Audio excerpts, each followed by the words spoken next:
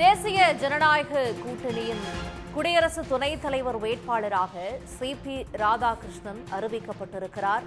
தமிழ்நாட்டைச் சேர்ந்த சிபி ராதாகிருஷ்ணன் தற்போது மராட்டிய ஆளுநராக உள்ளார். அவர் குடியரசு துணைத் தலைவர் வேட்பாளராக அறிவிக்கப்பட்டிருக்கிறார் என்டிஏ கூட்டணி சார்பாக. விவரங்களோடு எமது சிறப்பு செய்தியாளர் ராமகிருஷ்ணன் இணைகிறார்.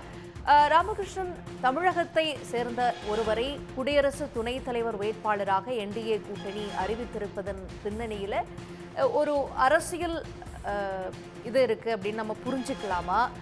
இல்லை இவருடைய எக்ஸலன்சி காரணமாக இந்த அறிவிப்பு வெளியாகி இருக்குன்னு புரிஞ்சுக்கலாமா? இதை எப்படி எடுத்துக்கிறோம்?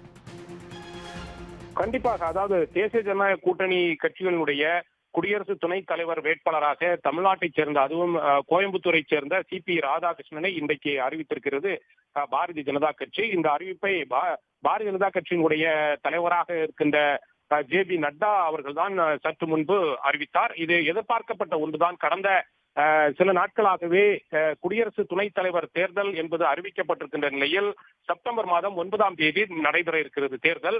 இந்த சிபி ராதாகிருஷ்ணன் அறிவிக்கப்படுவார் என்று எதிர்பார்க்கப்பட்ட ஒரு சூழலில் தான் இன்றைய தினம் குடியரசு துணைத் தலைவர் தேர்தலில் தேசிய ஜனநாயக கூட்டணி கட்சியினுடைய வேட்பாளராக மராட்டிய மாநிலத்தின் உடைய ஆளுநராக இருக்கின்ற சிபி ராதாகிருஷ்ணனை அறிவித்திருக்கிறது தேசிய ஜனநாயக கூட்டணி. கண்டிப்பாக இதற்கு ஒரு பெரிய ஒரு முக்கியத்துவம் வாய்ந்த ஒரு பின்னணி இருக்கிறது. பாரதிய ஜனதா கட்சியை பொறுத்தவரையில் எப்படியாவது தமிழ்நாட்டில் காலூன்ற வேண்டும் என்ற ஒரு நோக்கத்தில் தான் காய்களை கடந்த சில மாதங்களாகவே நகர்த்தி கொண்டிருக்கிறது.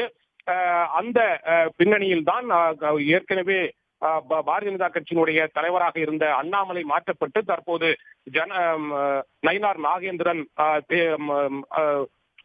பாரதிய ஜனதா கட்சியினுடைய மாநில தலைவராக அறிவிக்கப்பட்டிருக்கிறார். இந்த சூழ்நிலை தான் ஜெகதீப் தன்கர், குடியரசு துணைத் தலைவராக இருந்த ஜெகதீப் தன்கர் கடந்த மாதம் திடீரென்று ராஜினாமா செய்தார். அதைத் தொடர்ந்து குடியரசு துணைத் தலைவர் தேர்தல் என்பது செப்டம்பர் மாதம் 9ஆம் தேதி நடைபெற இருக்கிறது. ஏற்கனவே வேட்புமனுக்கள் என்பது தாக்கல் நடைபெறுவதற்கான தேதி அறிவிக்கப்பட்டிருந்தாலும் இதுவரை எந்த ஒரு வேட்பாளரும் வேட்புமனு தாக்கல் செய்யப்படாத ஒரு சூழ்நிலை தான் இன்றைய தினம் பாரதிய ஜனதா கட்சியினுடைய தலைமையில் செயல்பட்டுக் கொண்டிருக்கின்ற தேசிய ஜனநாயக கூட்டணியின் வேட்பாளராக சிபி ராதாகிருஷ்ணன் அறிவிக்கப்பட்டிருக்கிறார். இவர் இன்னும் ஓரிரு நாட்களில் தனது வேட்புமனுவை தாக்கல் செய்வார் என்று எதிர்பார்க்கப்படுகிறது. ஏற்கனவே நாம் கூறியது போல பாரதிய ஜனதா கட்சி தமிழ்நாட்டில் கால் ஊன்ற வேண்டும் என்ற ஒரு நகர்வுகளோடு தனது நகர்வுகளை நகர்த்தி கொண்டிருக்கிறது.